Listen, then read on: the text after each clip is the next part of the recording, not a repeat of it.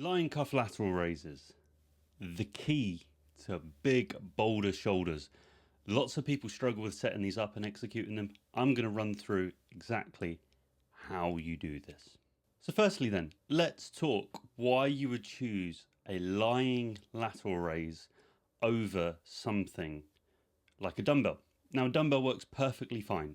However, what I like about a cable, first of all, is its constant tension on the target muscle. So if we take a dumbbell and put it down by our sides like this, there is very, very little resistance on the delt. You could hold it there for a while, your traps might get a little bit stretched out, but realistically, it's not challenging the delt very much.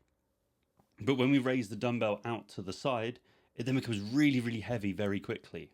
Now, we know from the research that muscles grow better in the lengthened position.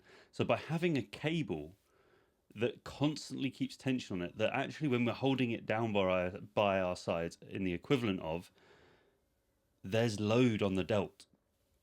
Now, the reason why I like a lying cuff with a bench is that actually it's hardest in that stretched position and drops off slightly as it gets shorter.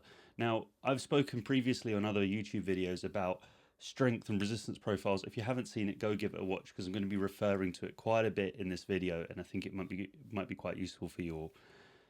So this adds tension and primary loading into the stretch position, allowing us to get the delt short. Similarly, as with a dumbbell, we know that a pivot, when it's out perpendicular to the floor or at a right angle to our body, is the heaviest. So anywhere above that just actually gets a little bit lighter, and we're likely to get our traps involved. Now with a cable, actually we can then raise it even further, because if you raise your arm up, yes, your trap gets involved ever so slightly, but the delt doesn't stop contracting. So I can get my arm to about here, and that's when my delt is fully short. So this is why I like this setup the best, and why I think it's one of the better options when it comes to picking a singular lateral raise movement. You can absolutely do this with a single arm. I just prefer to use it two arm at the same time. First of all, for time efficiency. Secondly, it keeps you from moving your body around and keeps you more stable. So let's run through how to do it. Firstly then, you can see that the bench is set up here. We're going to have this little guy in the bottom here as last time. I've not figured out a way to prevent that just yet, but I'm also going to need the play button so you can see where I fall off in the middle. So if anyone knows how to get rid of this thing or move it around, I'd be greatly appreciative if you could leave that down in the comments. So I've got the bench set up flat.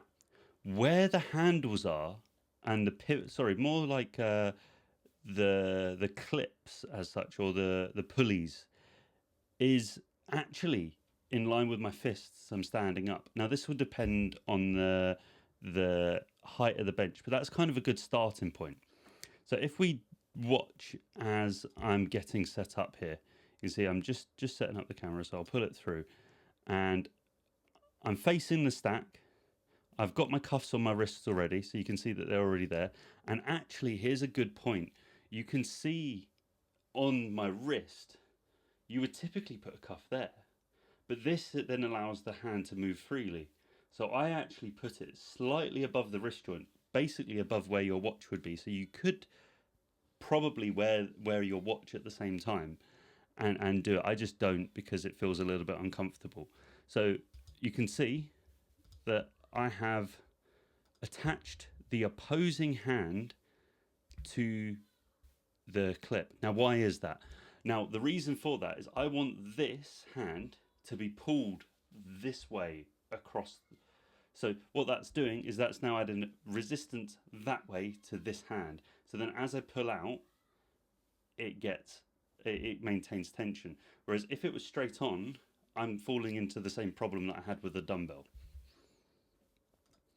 So you can see, pulling it through, I just give my hand another help, and I'm doing exactly the same thing on the other side. What I then do is I rest my hands against my thighs. I don't want to be using my delts yet. I've not started the exercise. I just want to make sure that I'm even. So I'm going to roll back. You can do this with a slight incline on the bench. I just prefer it to have a slight I prefer it to have it flat, and there's a reason for this. So where I am, you can see my hands and the cables are horizontal, or as close to as I possibly can. Now the reason for this again is that pulley is now going to be at the heaviest. If it was coming up at this angle, then that pulley is pulling down rather than across. Now shoulders, the mid delt is what we're mainly challenging here.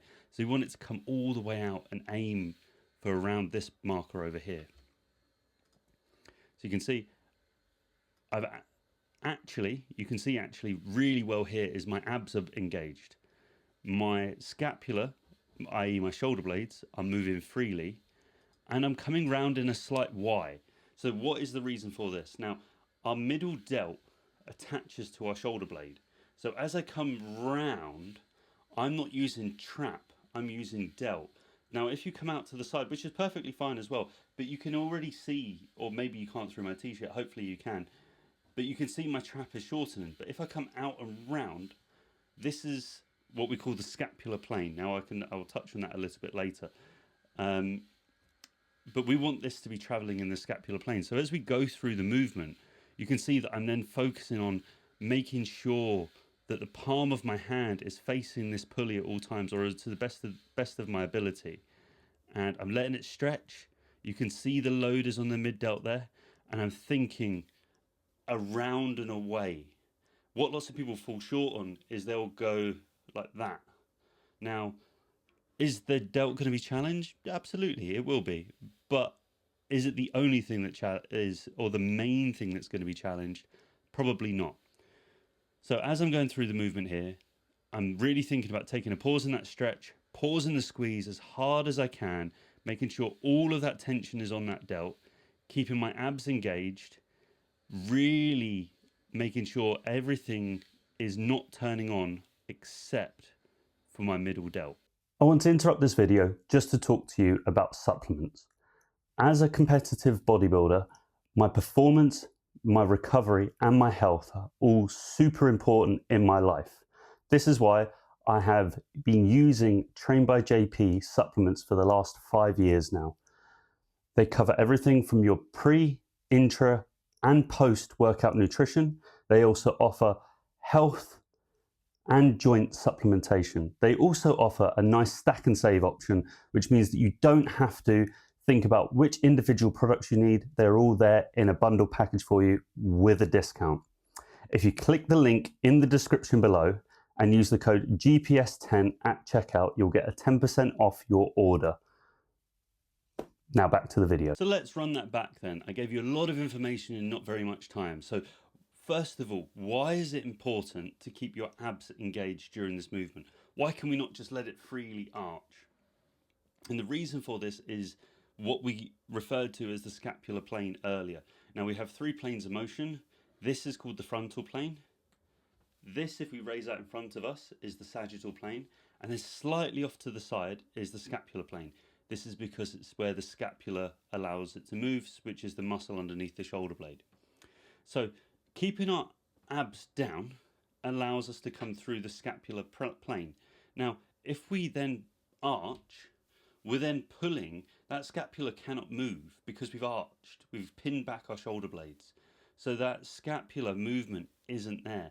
And we're going to be going into somewhere else. So it might be more of a frontal plane movement, or you might come out too much to the side, or you probably just won't be able to get the muscle fully short. So allowing that crunch while still keeping your chest up, but keeping that rib cage stacked over the pelvis is really, really important to allow this bit here, you can see just through my shirt, this bit here is all going to be moving. Let's now talk about range of motion. So let's watch how my range is here. So what I'm looking at is trying to bring my hands basically as close together as I can while still keeping tension on the delt. You can have a slight bend in your elbow. I don't particularly like it. But where I'm coming round to is really important, is getting really, really short on the way back. Now, why are we doing this? We mentioned earlier about profiles and loading. So in this point here, the delt is fully stretched. Now, we also want to get the delt fully short. Now, if I was to come to a point of like here, there's more to go. So let's go back even further. You can see that it almost stops. That's my range of motion. That's as far as I can go. The delt cannot get any shorter than that. So that's where we want to end up. We want to end up in the shortest position of that delt. And this is a wonderful exercise to put at the beginning of your workout because it really challenges it in the lengthen and the shorten range. You can put this absolutely before any press as well, because we are going to be opening up the pec as well. If you think about it, as it's coming across, we're getting some muscle, but we're also opening up the pec too. So it's a great movement to put at the beginning of your workout purely because it covers the resistance profile of the movement and matches the strength profile of the muscle. I think the next important thing is talking about hand position. Now, first of all, you can see that I've put the clip of my cuff on the inside of my arm. Why is that? So if we put our hands over the top and come round, then it's a little bit of a debate, but let's keep it really simple. I would say that that's going to challenge the rear delt more. It's going to work more like a rear delt fly. Now, if we were to do it the other way, where our thumb is pointing up, we're then going to challenge the front delt. By putting it on the inside of your wrist, you're going to get the more of the middle delt. All of them are going to get engaged in whatever one you do.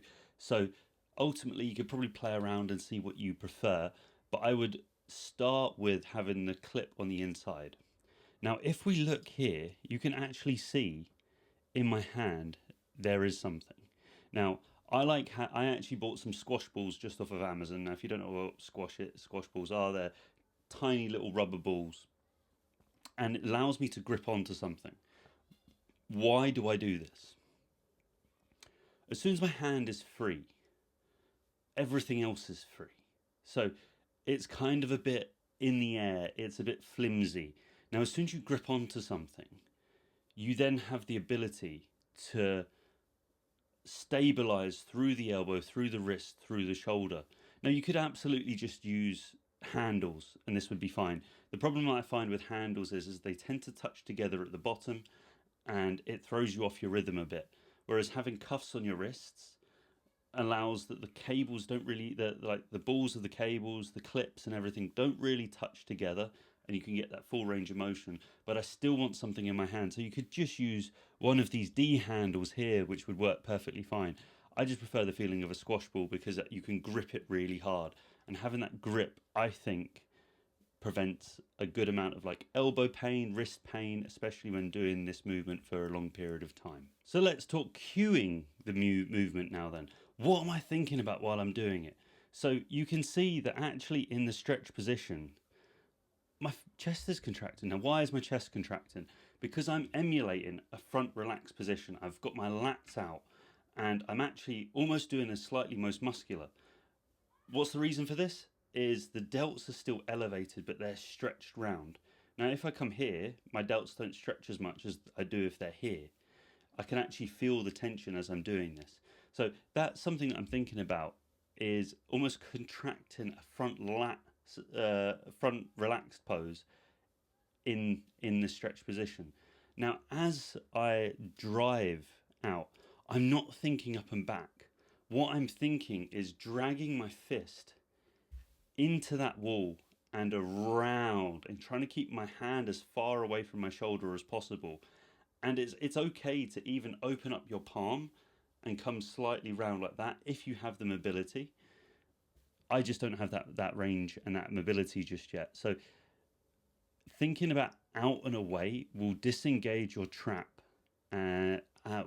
disengage your trap to an extent and really isolate the delt a little bit more.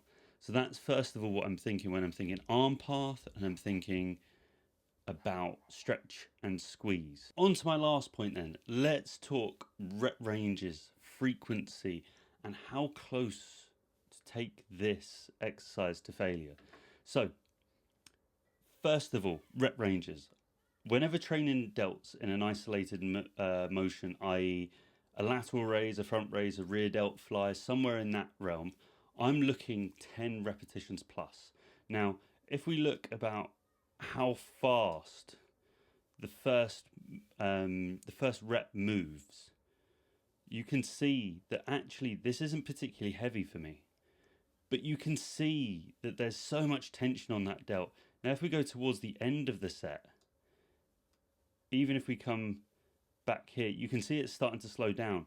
But because of the load, I'm able to keep grinding through it without taking my body out of position. Now, if I was to do a lot heavier weight than that, then I would be struggling to control it and get it to that shortened position. Number of sets can also be higher with something like this because the delt is a small muscle. So we can do 3 or 4 sets of failure or close to failure because it shouldn't impact the rest of your workout too much. However, what I will say is auto-regulate it. If 2 sets and your delts are blown up and you can't move them, leave it there. That's fine. It's an isolation movement. The idea is to jam as much blood and blow them up as much as we can without taking away from the rest of our session. So this is something you can do a couple of times a week, maybe different variations. Maybe you would have a slight incline on the pad, or maybe you'd have, maybe do it single arm or something like that. But they're all available for you. This isn't the delt, especially like the mid delt, isn't something that's very, very fatiguing. I don't really like that word, but it's not going to wreck tomorrow's session. So there's no reason, if your delts are lagging behind, that you couldn't put this in multiple times a week. So that's something to be considered when you are programming. So I want to thank you all for watching the video.